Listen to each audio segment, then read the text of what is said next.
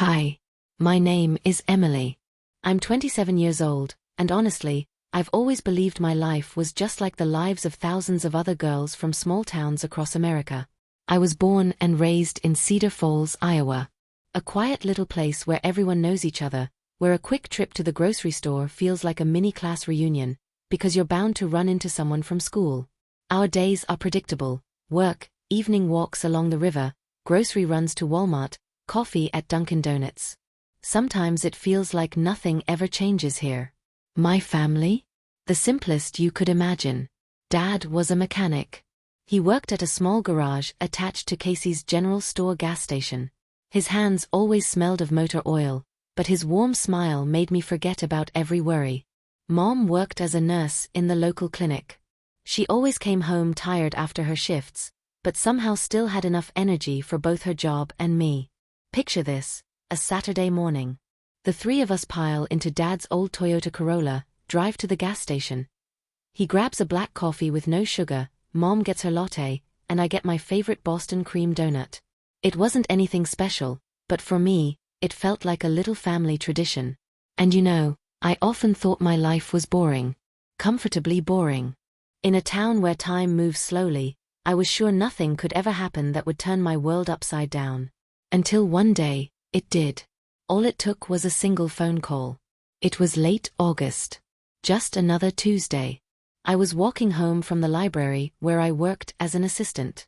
My bag was heavy with new bestsellers, and I was already planning my night: Netflix, leftover Domino's pizza, and my usual routine. Then my phone rang.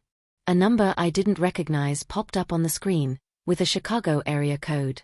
I thought it was another spam call, maybe a credit card ad, but I answered anyway. "Miss Johnson? This is a law office in Chicago. We need to meet. It's about your father's inheritance." Inheritance? My father's? I froze in the middle of the street. My bag pulled my arm down, my fingers went numb. People kept walking past me, but in my head, everything just stopped. My dad died 10 years ago. I was 17. He died of a heart attack at work, in that little garage. We had no money, no property, not even savings for a rainy day. We lived paycheck to paycheck. Inheritance? A joke? A mistake? Or the truth? How would you react to a call like that? Would you believe it? Or hang up and forget about it? Those words kept echoing in my head. I didn't call back for 3 days. I wandered around the house, flipped through the same books, watched the same movies, but my mind always circled back to that phone call. Mom said, "Probably scammers. They call everyone, promise an inheritance, then demand money." My college friend Jennifer laughed. "Imagine if your dad was secretly a millionaire. That would make a great movie plot." But I wasn't laughing. Sometimes your gut tells you it's not just a coincidence, that there's something real behind it. A week later, I bought a Greyhound ticket to Chicago. The trip took almost a whole day. I sat by the window, watching Iowa's endless fields fade into the concrete edges of Illinois, and I kept thinking about Dad. His hands, always stained with oil. His old jeans he refused to throw away. His habit of reading the Chicago Tribune at night on the couch while Mom ironed clothes. I tried piecing together the memories. Could he have hidden something? But everything I remembered felt painfully ordinary. When I finally arrived in Chicago, I felt like a stranger. Crowds on the sidewalks, skyscrapers, the rumble of the subway. It was all so different from quiet Cedar Falls. 2 days later, I was sitting in a lawyer's office. The building was near Millennium Park, right across from Intelligentsia Coffee. Outside, the city buzzed, and on the table in front of me was a thick folder of documents.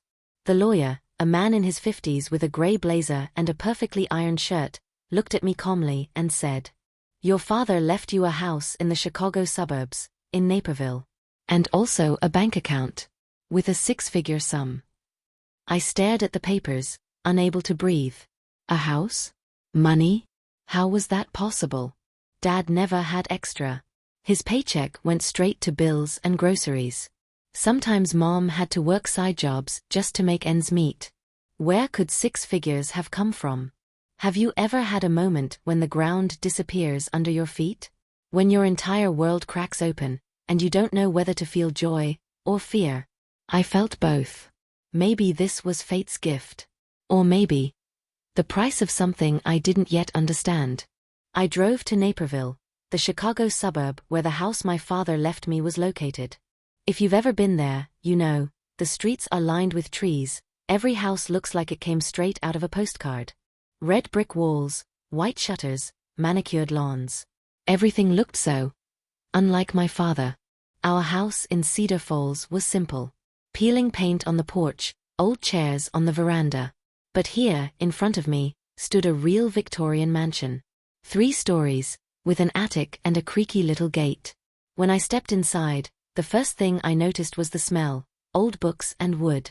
It felt as though the house had been waiting for someone for years. Rugs covered the floors, black and white photographs hung on the walls. On the fireplace mantel were dried-out candles. In the kitchen, a chipped mug sat abandoned, as if someone had left it there and never came back. I climbed the stairs, my heart pounding louder with every step. Each room was filled with boxes. Plain cardboard ones, marked with yellowed stickers. And in one of those boxes, I found something that changed everything. A photograph. My father was in it. Beside him stood a woman in her mid-30s and a boy, maybe 10 years old. They were holding hands in a park, smiling the same exact smile. On the back, a note, family. New York. 2005. I froze. Family? We had a family, me and Mom. Who were these people? I dug deeper into the box. Letters. Envelopes with a Brooklyn, New York return address. One was already opened. Inside, in my father's handwriting. Sarah, I'll be there in October. I hope Jason is doing well in school. Tell him I'm proud of him. I sank to the floor. Sarah. Jason. My chest tightened. My father had another family. My mind swirled. His so-called business trips to Chicago. The gifts that always felt too expensive for us. The quiet evenings when he stared off into space, lost in thoughts he never shared. I had never connected the dots before. But now, the puzzle came together. Have you ever learned something about the person you loved most that made you question if you ever really knew them? What would you do? I sat there, surrounded by dusty boxes, and for the first time in my life, I felt like my father was a stranger. The next day, I went back to the lawyer. I needed answers. Did you know my father had another family? I asked. The lawyer sighed. Miss Johnson, we don't interfere in clients' personal lives. But the documents you found are authentic. Yes, he did own that house. As for how he lived his life, that's for you to uncover. That evening, I sat in Blue Bottle Coffee downtown. My cappuccino grew cold, untouched. Anger. Hurt. But also, a strange curiosity.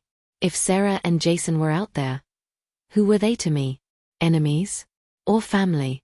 A week later, I stood on a street in Brooklyn. In my hands, an envelope with an address I'd found in the letters. Rain drizzled, the pavement glistened. I stood frozen, staring at the doorbell. Have you ever felt your whole life teeter on the edge of a single moment? That's exactly how I felt, standing there. I pressed the bell. The door opened. A woman in her 40s. Dark hair. A soft smile. But her eyes, guarded. Are you Emily? Yes, I'm Emily. And that's how I first met Sarah, the woman my father built another life with. Moments later, someone else walked into the room. Jason. He was nearly my age. He had my father's eyes. Even the same little dimple I saw in my own mirror. We sat in their living room. The walls were covered with photos. Jason in a baseball uniform, Sarah holding flowers at his graduation, family picnics in the park. In every photo, I saw the kind of life I never had. I knew about you, Jason said quietly. Dad told me sometimes. But he asked me not to tell anyone. I thought it was the right thing to do. Tears stung my eyes. What about you? I asked Sarah. She sighed. I didn't know. Not at first. I only learned about you after Jason was born. It was a shock. We talked for hours. about their life. How Jason went to a regular school in Brooklyn, how Sarah worked at the corner pharmacy. Their life was ordinary, just like ours in Iowa. And that's when it hit me. We were mirrors of each other. Two families. Both simple. Both modest. Both built on love. Ours in Iowa. Theirs in New York. I tried to be angry. To blame them. But every time I looked at Jason, I saw myself. Could you hate someone who was that much like you? Could you just walk away? That night, heading back to my hotel in Brooklyn, I felt something I hadn't in a long time. Relief. Yes, my father had lied. Yes, he lived a double life. But instead of destroying me, this discovery gave me something unexpected, another family. I didn't know what the future held for us. But I knew one thing for sure, my life would never be the same again. I was still sitting in that room, surrounded by boxes that once belonged to my father. The air was thick and dusty, the walls seemed to close in on me. To keep my thoughts from spiraling, I kept digging through the old cabinet. Most of the boxes were boring: receipts, bills, faded postcards, yellowed magazines. But then I noticed a small notebook with a dark cover, tied with twine. The paper had yellowed and carried that damp, musty smell. On the very first page, written neatly in careful handwriting, were the words, Sarah, 1994. I froze. It was a journal. I opened it, and my heartbeat quickened. Sarah wrote about how she met my father. How she fell in love with him, not knowing he already had a family. He told me he was alone. I believed him. Sometimes I wonder, if I had known the truth back then, would I have walked away? Page after page, the story unfolded. My father living a double life, drifting between us and them. Sarah torn by doubt, yet still staying. Toward the end, I found entries about a boy, Jason. About how my father promised that someday, we'd all be together. Promises that never came true. I closed the notebook, my hands trembling. You know, sometimes the truth feels heavier than any lie. But reading that journal, I didn't feel anger. I felt relief. Sarah wasn't just part of his secret. She was a victim too. She hadn't known either. Beneath a stack of magazines, I found a wooden box. Old, scratched, with a little drawer. Inside was a small chest, locked with a rusty clasp. I wedged it open with a knife. The lock snapped. Inside was a bundle of letters, tied with a faded blue ribbon. The first one began. Sarah, I promise one day everything will change. I can't keep living in two worlds forever. You deserve the truth. It was my father's handwriting. I flipped through the rest. In every letter, he apologized. Swore he'd tell the truth. Promised he'd choose. But he never did. The last one cut off mid-sentence. I'm waiting for you. I sat there frozen. These letters had never been sent. He wrote them, but kept them hidden. At the bottom of the box was a locket. Inside, a photo of Sarah and Jason. My father must have kept it close to him, but never showed anyone. Holding that locket, I finally understood. My father lived his whole life in fear. Fear of losing one family, and fear of losing the other. Have you ever discovered that someone you loved lived a double life? Would you forgive them? Or would you walk away? I stood in Sarah's apartment in Brooklyn, trying to steady my thoughts. Every corner of that place carried its own quiet story. The old couch by the window, books neatly lined on the shelves, the family photos on the wall, it all felt both foreign and strangely familiar. As if the apartment itself was whispering, "This is part of your story too." In front of me sat Jason, my half-brother. He looked calm, almost confident, but in his eyes I could see a mix of unease and anticipation. I couldn't believe it. Here he was, the person who'd lived side by side with a secret I never knew existed. Now he was real, sitting across from me. "Did you know about me all along?" I asked, my voice unsteady. He nodded slowly, explaining that Dad had mentioned me sometimes, but he thought it was better to wait until I found them myself. A rush of emotions hit me all at once: anger, disbelief, curiosity, unease, and strangely a sense of relief. Like I'd finally reached the edge of something I'd been afraid to face, and now I could finally look inside. Have you ever discovered a secret about someone you loved, and realized no one was really at fault? How would that make you feel? We sat in silence for a while, adjusting to each other's presence. I watched Jason, his hands, his cautious but warm smile. He looked so much like Dad, but he was still his own person, with his own mannerisms, his own way of seeing the world. "Want some coffee?" Jason asked. I nodded. As he moved into the kitchen, my heart raced so hard it felt like it would burst. He poured 2 cups, and soon the smell of fresh coffee filled the small room. For the first time, it felt like we were sitting together as a family, even if just for a moment. Back in the living room, I set my cup down on the table and looked at him. He seemed ready to say something important, but unsure how to begin. I broke the silence first. "You know, at first I was angry. At you. At Dad. But now I see, we were both victims of circumstance." Jason smiled, and there was honesty in his eyes. "I'm glad we finally met. From here on, it's up to us," he said. His words lifted an invisible weight from my shoulders. I realized the real inheritance wasn't about houses, bank accounts, or documents.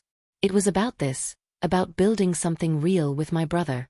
About finally having the chance to share memories, to get to know each other, to create something brighter than the lies we grew up with. We opened the box of Dad's letters and papers. Each note revealed his inner struggles, his love, his fear, his regrets. He wrote about wanting to be honest, about loving both families, about his inability to choose without hurting someone. Letter by letter, I saw him not just as my father, but as a flawed human being, one who carried joy, doubt, love, fear, and regret. "He was just a man," I said quietly, almost to myself. "A man who tried to love everyone, and ended up making mistakes." Jason nodded. We both sat in silence, letting the truth sink in. "You know," Jason finally said, his voice low, "sometimes I felt like I was just waiting for this day, for the moment everything would come out. And now, it feels like this is just the beginning." And for the first time, I felt a bridge of trust forming between us. We talked about childhood, about Dad, about how he had tried to carry everything silently. I told Jason about Cedar Falls, about Dunkin' Donuts runs with Mom, Dad fixing cars at the gas station, the small joys of our everyday life. Jason listened intently, asking questions, his eyes full of curiosity. We were both prisoners of secrets meant to protect us, but now, with the truth out, we had the freedom to start fresh. As the hours passed, I found myself moving from anger and doubt towards something new, warmth, care, even hope. "Sometimes I think Dad wanted to be perfect," I said with a small smile. "But no one's perfect.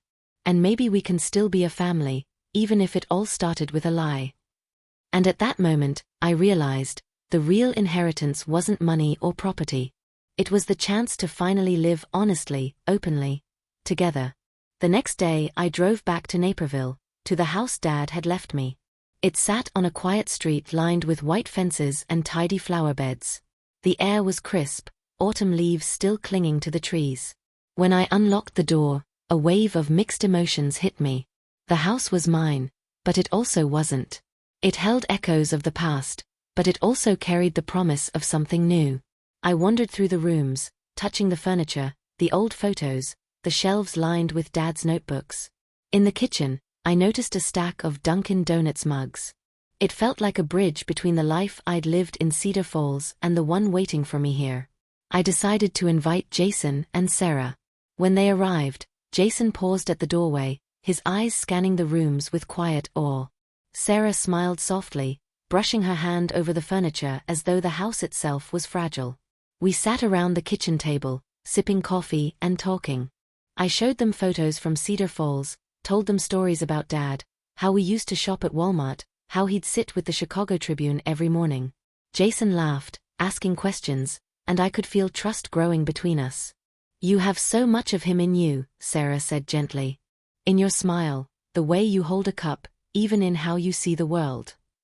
Her words felt like a bridge between our families, a sign that despite the past, we could create something new together. Have you ever felt the weight of the past, and yet realized it gives you the chance to build a new future? We spent the day sharing memories, uncovering the little quirks and habits that made Dad who he was. I realized that inheritance isn't just about what's left behind. It's about the opportunity to repair, reconnect, and move forward with honesty. That evening, I sat in an armchair watching the sunset through the windows of the Naperville house. And I knew this home was more than a building. It was a keeper of memories, a bridge between what was lost and what could still be. I felt gratitude for Jason, for Sarah, for the chance to build a family out of broken pieces. Truth can be heavy, I thought. But it also sets you free. And with that freedom, you finally get the chance to live. Have you ever uncovered a hidden truth about your family? Would you bring it into the open, or leave it in the past? I'd love to hear your thoughts in the comments. That day changed everything. And even as the house creaked softly in the evening wind, I felt at peace. We had begun a new chapter, honestly, openly, together.